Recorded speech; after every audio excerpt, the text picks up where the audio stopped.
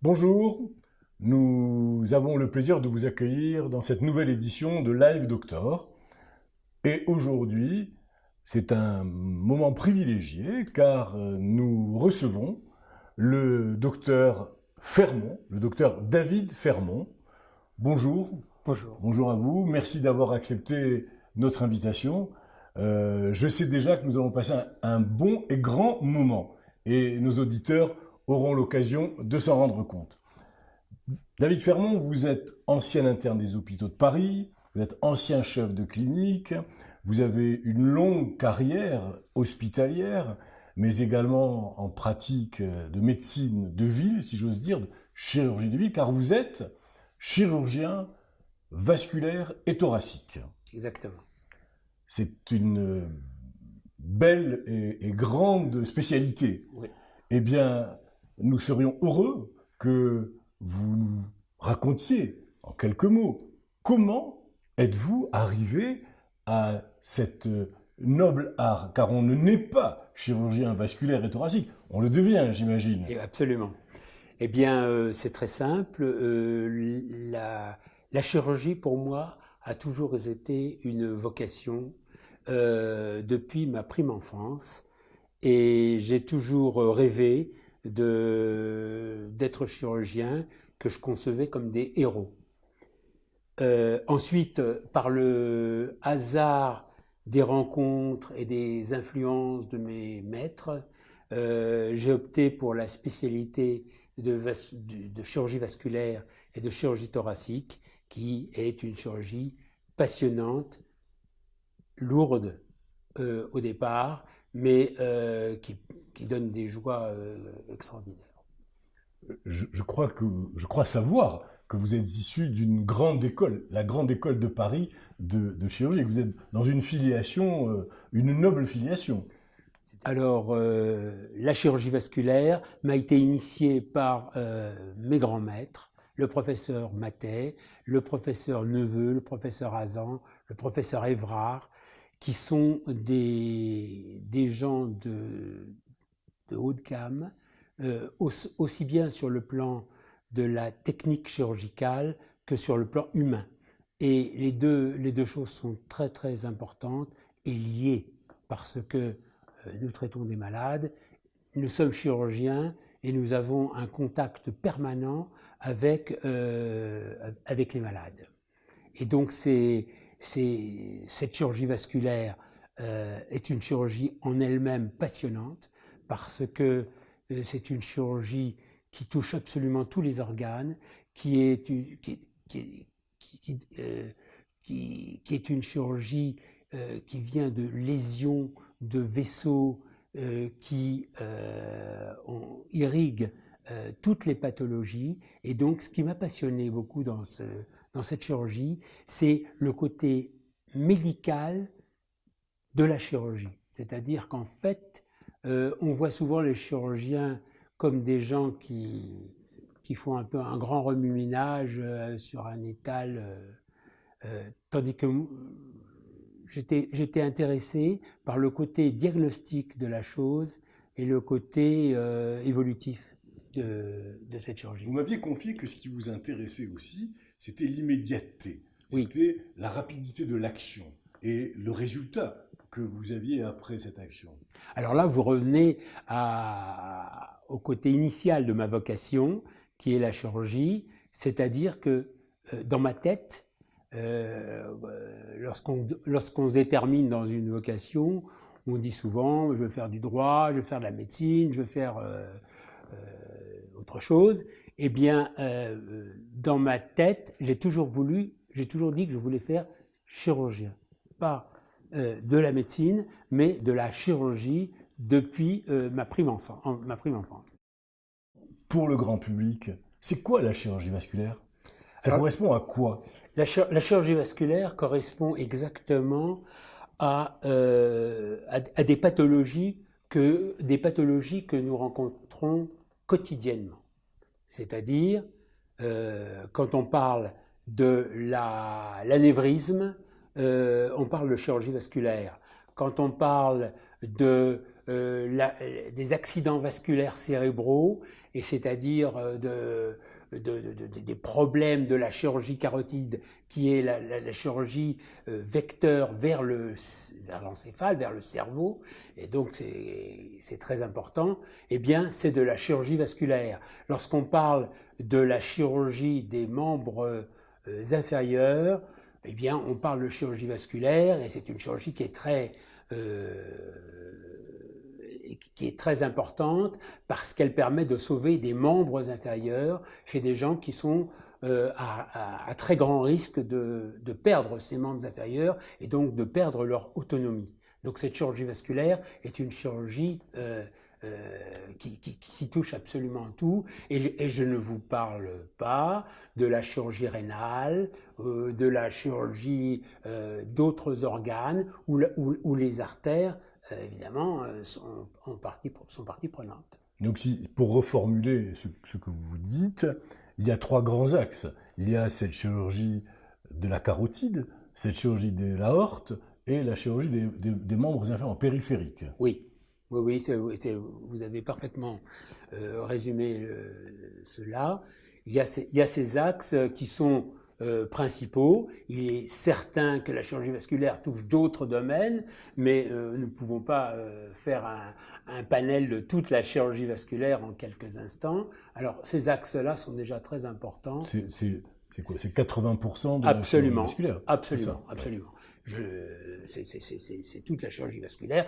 Il y a la chirurgie veineuse également, qui est une part de la chirurgie. Et puis, au quotidien, la chirurgie des varices, par exemple, qui est une chirurgie qui est beaucoup moins lourde, mais qui touche beaucoup de personnes et qui a une certaine morbidité, disons même socio-économique. Alors, on a donc parlé de ces 3 grands axes, la chirurgie de l'aorte, la chirurgie carotidienne et la chirurgie périphérique. Dans la chirurgie de l'aorte, c'est quoi qui domine? Sont les anévrismes de l'aorte qui dominent? Non, pas vraiment. Les anévrismes de l'aorte sont très importants parce qu'ils font montre des progrès extraordinaires de nos techniques chirurgicales qui ont été bouleversées par la technologie. Sinon, évidemment, la chirurgie de l'aorte, c'est une chirurgie qui, comme la chirurgie cardiaque pour les artères coronaires, est due à des lésions d'athérome, c'est-à-dire cette fameuse athérosclérose, qui est une surcharge des parois artérielles qui entraînent des rétrécissements, que nous appelons des sténoses, de la lumière de l'artère, et qui entraînent une diminution du flux vers l'aval. Et vous savez que l'artère, à quoi elle sert? À nourrir les organes d'aval, c'est-à-dire aussi bien les organes qu'on a cités tout à l'heure que les muscles pour les membres inférieurs. Donc ça, c'est un côté évidemment très important également de la chirurgie aortique. Et les anévrismes, alors là, c'est une pathologie très spécifique et très particulière. Pardon, qu'est-ce qu'un anévrisme? Alors un anévrisme, c'est très simple. On peut le définir d'une façon parfaitement simple. C'est une perte du parallélisme des bords, des parois de l'artère. C'est-à-dire, l'artère, normalement, est un conduit, est un tuyau, est un conduit, et l'anévrisme est une soufflure de ce tuyau, de cette artère, qui peut prendre des proportions très importantes et donc ainsi très dangereuses. Donc en fait, c'est un défaut de la paroi. C'est un défaut de la paroi. Absolument. Je synthétise. Qui présente une pathologie, et qui vient à se gonfler, comme on pourrait dire un ballon de baudruche, qui se gonfle progressivement et qui devient ainsi assez important, très important et dangereusement important. Alors, pour parler de l'anévrisme de l'aorte, c'est quelque chose dont on entend souvent parler dans les médias, et tout le monde connaît quelqu'un qui a eu un problème de ce type. Est-ce qu'il y a des signes avant-coureurs de ces problèmes aortiques? Puisque, en fait, le danger, c'est la rupture, n'est-ce pas? Complètement. Malheureusement, il y a des signes avant-coureurs. Malheureusement, ils ne sont pas toujours présents. Et malheureusement, on n'a pas toujours la chance de pouvoir vérifier par des signes avant-coureurs qu'il existe un anévrisme. Et il se trouve qu'en pathologie habituelle, les anévrismes de l'aorte sont très souvent des découvertes fortuites à l'occasion d'un examen radiologique, d'un scanner, pour une toute autre pathologie, et on découvre cet anévrisme-là. Parce que lorsqu'on vient à palper un anévrisme de l'aorte, c'est qu'il est déjà très développé, et donc ce n'est pas un signe. Et évidemment, je pourrais vous décrire quand même des signes avant-coureurs tels que des douleurs, tels que des sensations de malaise qui font que les gens, de temps en temps, consultent parce qu'ils ont des douleurs abdominales pas tout à fait habituelles, pas tout à fait normales, et ils consultent un médecin qui a la sagacité de demander un examen échographique, puis peut-être après un scanner, une radio, pour pouvoir dépister ces anévrismes virtuellement dangereux. David, grâce à vos explications, on commence à mieux comprendre ce que représente la pathologie aortique. Mais on a évoqué le début du diagnostic de l'aorte. Mais vous, chirurgien, qu'allez-vous faire avec ce diagnostic? Et quand vous aurez ce diagnostic, comment allez-vous réagir? Quelle est la marche à suivre? Quelle est la conduite à tenir pour le chirurgien que vous êtes devant ces problèmes aortiques? Alors, vous tapez... Vaste question. Vaste question, vous tapez juste. Quand on pense avoir un anévrisme, on le surveille. C'est la première chose. On a fait le diagnostic de l'anévrisme par l'imagerie qui a fait des progrès extraordinaires, c'est-à-dire par l'échographie et surtout le scanner et l'IRM. Et ensuite, nous surveillons cet anévrisme. Alors, va rentrer en ligne de compte des tas de critères, l'âge du patient, sa morbidité, ses pathologies associées, et surtout la taille de l'anévrisme. La taille de l'anévrisme, elle est fondamentale, c'est-à-dire que quand un anévrisme grossit progressivement, on le surveille avec une attention constamment renouvelée, et lorsqu'il atteint un certain seuil critique que nous évaluons actuellement à 5 cm de diamètre, là, nous posons une indication opératoire, car il y a vraiment danger, car il y a des lois physiques qui expriment que plus un ballon de baudruche se gonfle, et plus il risque d'éclater. Donc, dans ces cas-là, à 5 cm, ça devient, avec un petit delta suivant les critères que je vous ai signalés, 5 cm, ça devient la zone de l'indication opératoire. Donc, vous avez posé le diagnostic, aidé en cela par vos confrères, et maintenant, vous avez ce diagnostic, qu'allez-vous faire? C'est quoi votre geste ou vos gestes? Alors, le geste, c'est cette surveillance d'abord. Nous savons, par exemple, que lorsque un anévrisme est connu chez une personne et qu'il a des douleurs abdominales, la taille est mise en second plan, car il y a déjà un risque de fissuration de l'anévrisme. C'est un risque de signe avant-coureur qui annonce une complication de cet anévrisme. Sinon, à 5 cm, là, on prévient le patient et sa famille pour envisager une intervention chirurgicale. Alors, en quoi consiste l'intervention chirurgicale? Je sais que c'est compliqué, c'est difficile de décrire une intervention chirurgicale, mais je sais que vous êtes un grand pédagogue.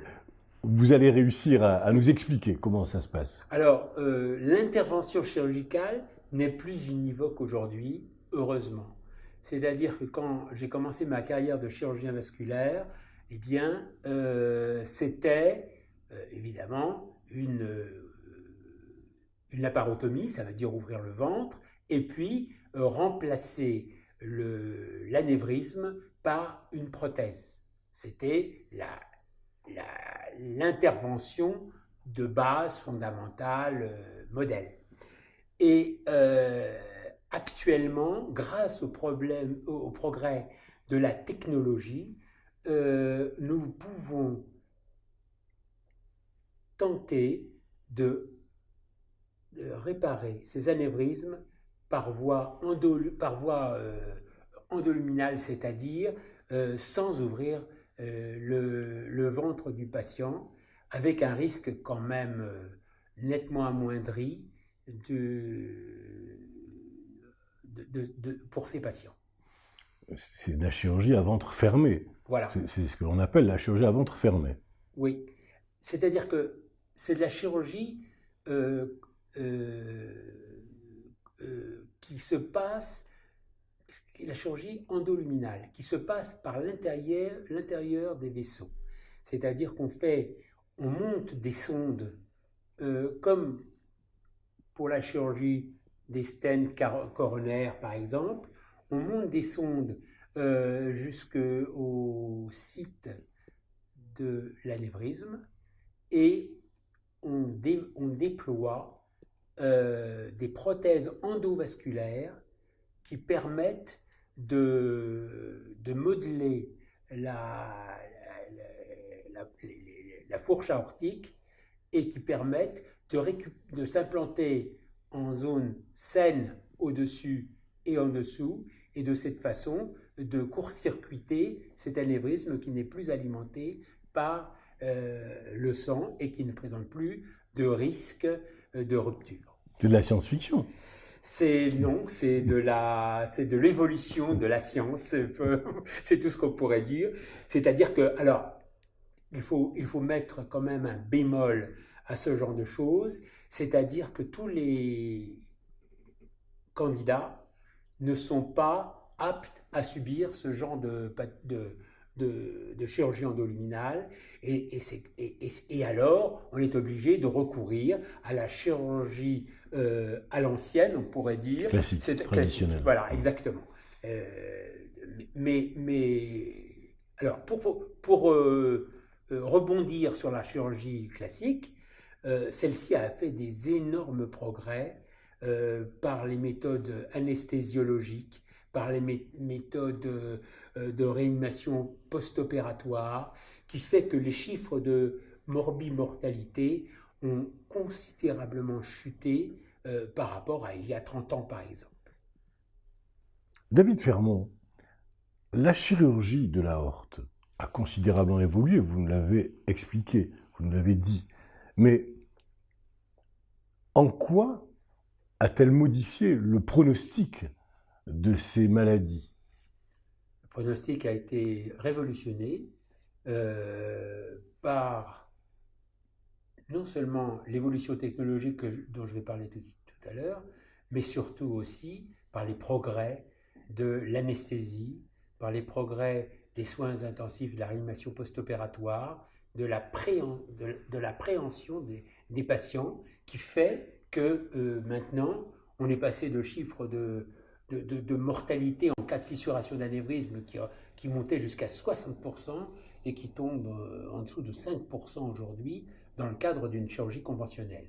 Et inutile de vous dire que si on opte maintenant pour une chirurgie endoluminale sur un anévrisme qui a été diagnostiqué au préalable et qui a été suivi et qui n'est pas donc opéré en urgence, nous avons encore des progrès à faire dans le chiffre des risques. Car la chirurgie, c'est une balance bénéfice-risque et nous sommes toujours conscients de savoir où se trouve le bénéfice et où se trouve le risque. Les chiffres que vous donnez sont absolument ahurissants. Cela a changé complètement la vie de millions de personnes qui étaient atteintes de ces pathologies. Oui, je crois que la technique a modifié. Mon approche chirurgicale s'est modifiée pour suivre ces évolutions techniques et je crois qu'encore nous avons des progrès à faire. Vous en avez déjà fait beaucoup et tout le monde espère qu'il y en aura encore d'autres. Oui.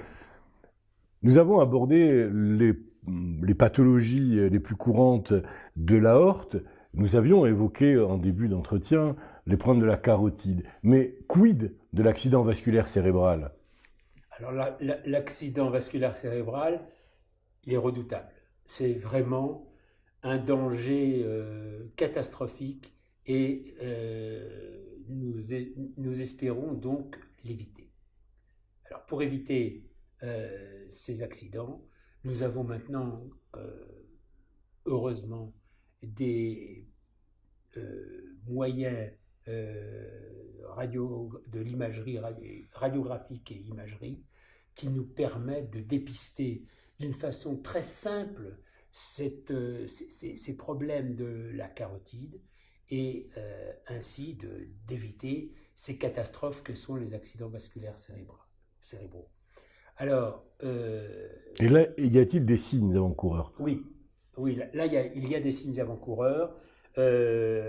D'abord, il faut savoir que quelqu'un qui souffre d'un athérome de la carotide, très souvent, il souffre d'un athérome par ailleurs et le plus souvent cardiaque.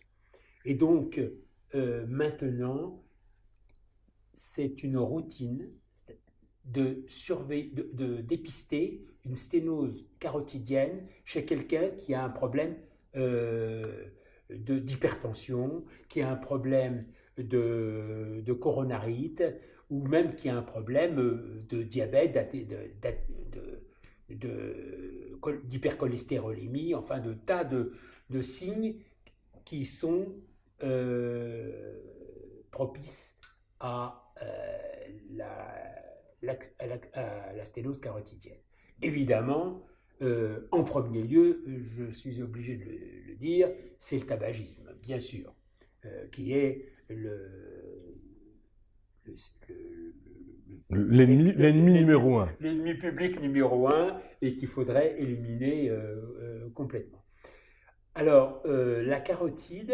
Je crois qu'il faut le dire, c'est important, oui. Car c'est bon de fumer pour beaucoup de gens, oui. Mais le bénéfice, ce que vous appelez le bénéfice-risque, est là terriblement en défaveur, en tout cas le bénéfice du fumeur. Ah, absolument. On peut pas dire le contraire. Non, c'est prouvé. Il faut l'expliquer, ça, il faut le dire. Hein. Il y a eu des études américaines, il y a déjà maintenant 20 ans, qui l'ont prouvé, et c'est totalement connu. Bon, les fumeurs ont du mal à se désintoxiquer de leurs cigarettes. Donc maintenant, eh bien, on fait une échographie cervicale, une échographie, un échodoppler, ça s'appelle, et ça permet de vérifier que la carotide est bien saine ou ne présente pas de sténose. Donc l'échodoppler, tout le monde sait maintenant ce que c'est, va se faire à ce niveau-là. Absolument. Au niveau des deux carotides. Au niveau des deux carotides, et va être l'appel pour des examens complémentaires éventuels si on dépiste une anomalie. Alors ensuite, on suit ces sténoses carotidiennes qui sont également des sténoses qui sont évolutives. Et qui sont opérables. Opérables, bien sûr. Avec des techniques, j'imagine, du même ordre que celle que nous avons vue pour les problèmes précédents, les problèmes carotidiens? C'est-à-dire que Les problèmes aortiques, pardon. le problème de la carotide était un petit peu différent que celui de l'anévrisme, c'est-à-dire que le risque opératoire de la chirurgie carotidienne était moindre. On avait 3% de morbimortalité dans la chirurgie carotidienne quand elle est bien conçue, bien indiquée par des mains expertes. Donc, si vous voulez, c'était moins dangereux quand même d'opérer une carotide que d'opérer un anévrisme de l'aorte abdominale. Cela dit, effectivement, il y a maintenant des techniques endoluminales qui ont vu le jour, qui ne sont pas encore complètement de routine actuellement, bien qu'il y ait des équipes qui les pratiquent énormément, parce qu'il y a eu des problèmes initiaux d'embolie à partir du site opératoire, qui faisait qu'on a été obligé de se protéger lorsque, par exemple, on veut mettre un stent dans une carotide.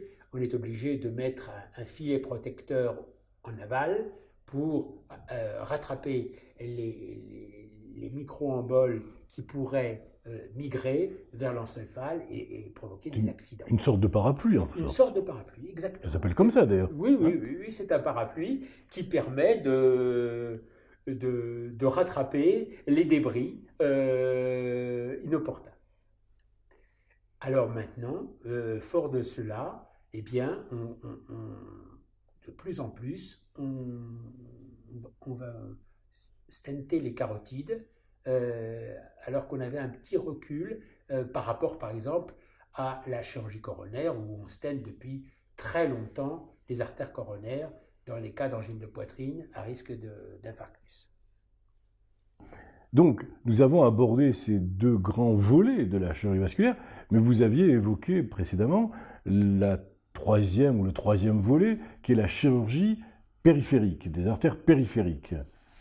Alors, la chirurgie des artères périphériques, elle est très ancienne. C'est une chirurgie que nous avons pratiquée depuis maintenant très très longtemps, sous forme de pontage, sous forme C'est ce qu'on appelle le pontage aortofémoral. Aortofémoral, exactement, le pontage aortofémoral, ou alors fémoro-poplité ou fémoro-jambier, suivant l'étage de la pathologie incriminée. Ça dépendait du niveau de la sténose. Donc ces pontages-là sont très anciens.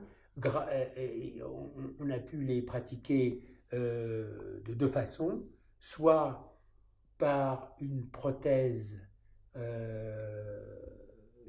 dacron ou en Gore-Tex, c'est-à-dire en silicone, soit par du matériel homologue, c'est-à-dire la veine du patient qui est prélevée.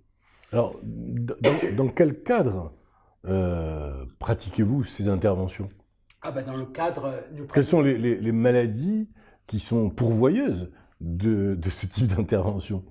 Alors, ces maladies pourvoyeuses sont évidemment dépendantes, comme je vous l'ai dit tout à l'heure, du tabagisme, de l'athérome, du diabète, de tas de pathologies, de l'insuffisance rénale, de tas de pathologies associées, ou alors simplement du terrain du patient qui fabrique de l'athérome. On ne sait pas encore très bien pourquoi. Il y a des tas de recherches là-dessus et les médicaments ne sont pas encore d'une efficacité prodigieuse.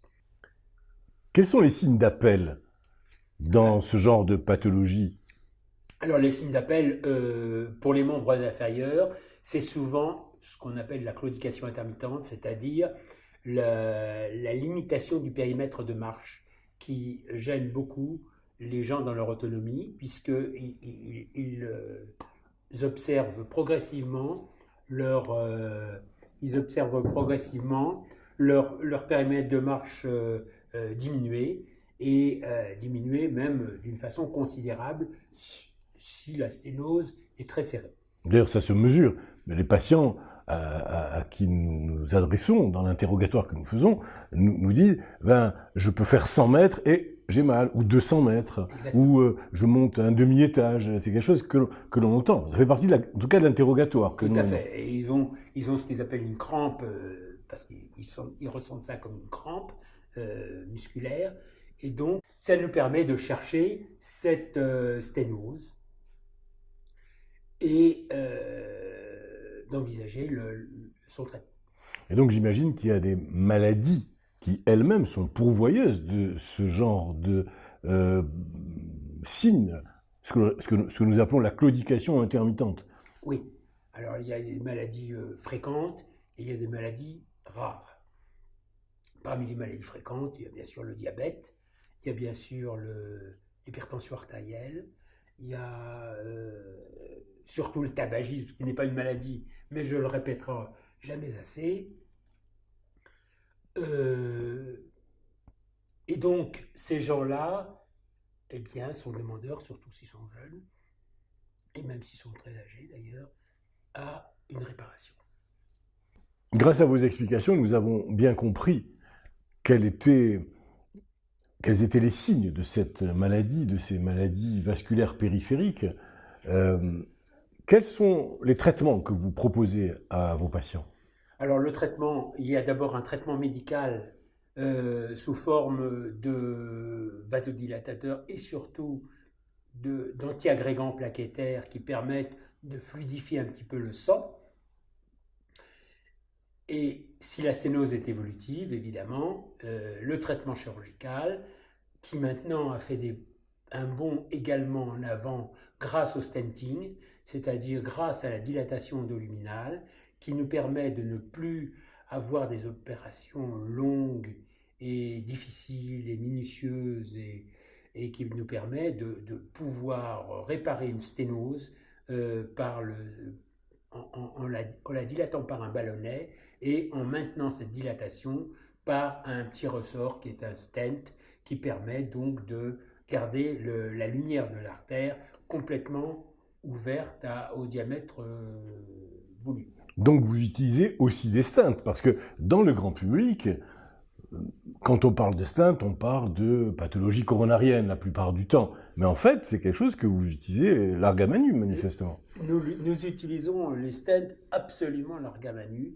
c'est-à-dire que nous utilisons les stents pour la chirurgie vasculaire périphérique, pour les artères très distales. On peut mettre des stents en dessous du genou. On peut mettre des stents dans les artères fémorales, bien sûr, dans les artères iliaques, dans l'aorte, dans la carotide. Et je vous rappelle d'ailleurs que pour maintenir une prothèse en place en endoluminal dans la pathologie de l'anévrisme de l'aorte abdominale, le maintien de ces prothèses se fait par le stenting. Donc en fait, le stent est maintenant une denrée commune. C'est le sparadrap du chirurgien. C'est le sparadrap du chirurgien, c'est un mot que je ne connaissais pas. Moi non plus, je viens de l'inventer. On a, grâce à vos lumières maintenant, compris un peu mieux ce qu'était la chirurgie vasculaire, à qui elle s'adressait et qu'est-ce qu'elle faisait, qu'est-ce qu'elle pouvait apporter comme bienfait. Moi, j'aimerais vous poser une question. Vous avez commencé vos études il y a quelques années, vous avez pratiqué, vous êtes passé par la grande école de chirurgie de Paris, et vous l'avez dit au début, ce que vous avez vécu, ce que vous avez appris, n'a quasiment rien à voir avec ce que vous faites aujourd'hui. Est-ce qu'on peut parler d'une évolution ou d'une révolution en matière de chirurgie vasculaire? La question est difficile, parce qu'en fait, où vous avez raison, c'est que actuellement, il n'y a aucune commune mesure entre la chirurgie que nous pratiquons et celle que j'ai connue au début de mes études de chirurgie. Ça, c'est certain. C'est une évolution qui est progressive quand même, qui est marquée par certains paliers et certains sauts, mais qui évolue toujours dans une direction, vers une direction qui nous permettra d'amenuiser le risque et qui nous permettra de prévenir. C'est un ensemble en fait cette chirurgie.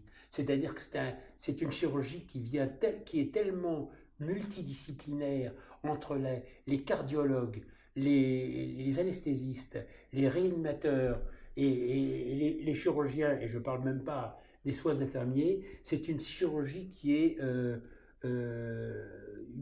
complète, et qui nous permet donc d'évoluer parce que j'oublie dans ce panel les ingénieurs qui quand même travaillent beaucoup, l'industrie du matériel qui évolue d'une façon prodigieuse avec des recherches et développements magnifiques.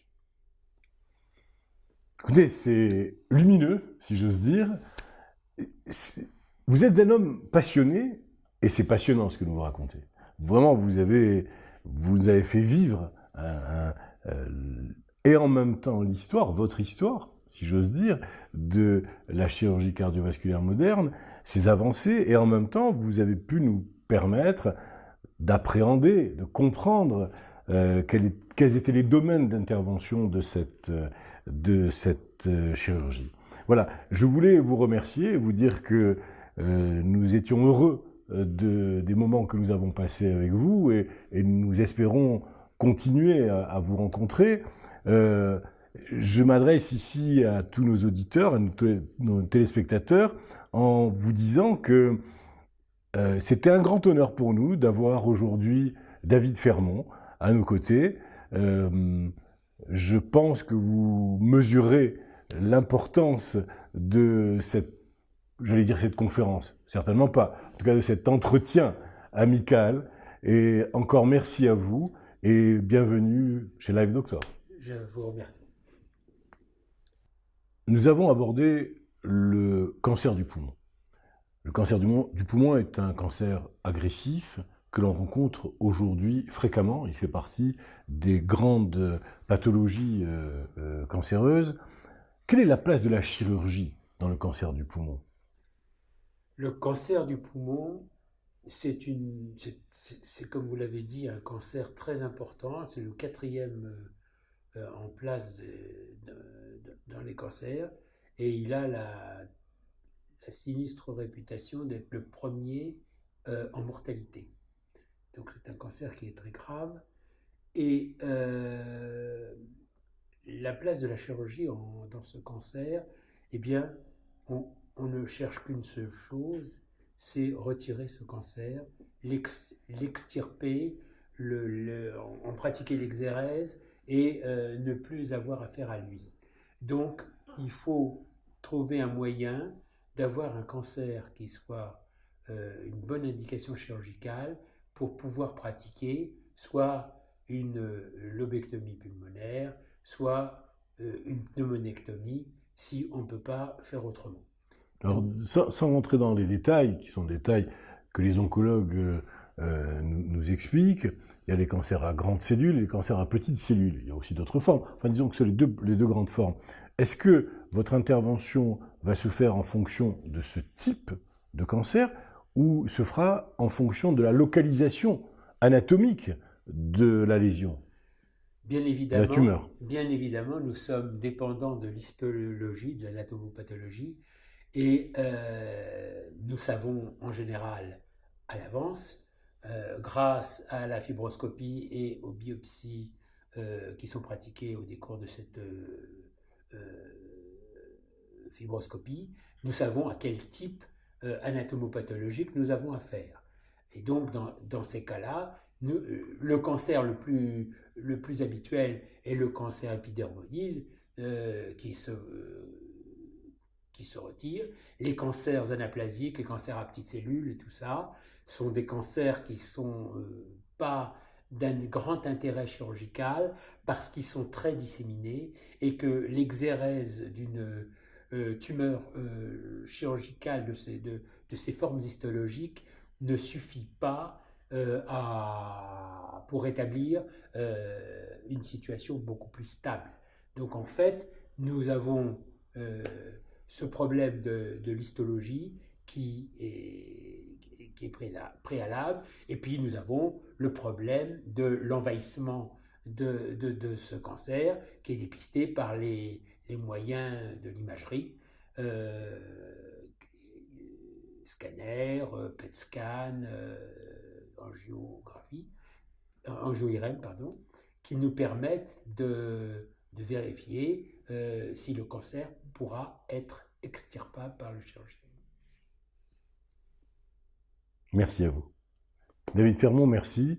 Je rappelle que vous êtes chirurgien vasculaire et thoracique, que vous êtes un abonné, si j'ose dire, de Live Doctor, en tout cas en tant qu'intervenant, et chaque fois vos interventions sont superbes. Merci infiniment. Merci pour vous. Merci à vous.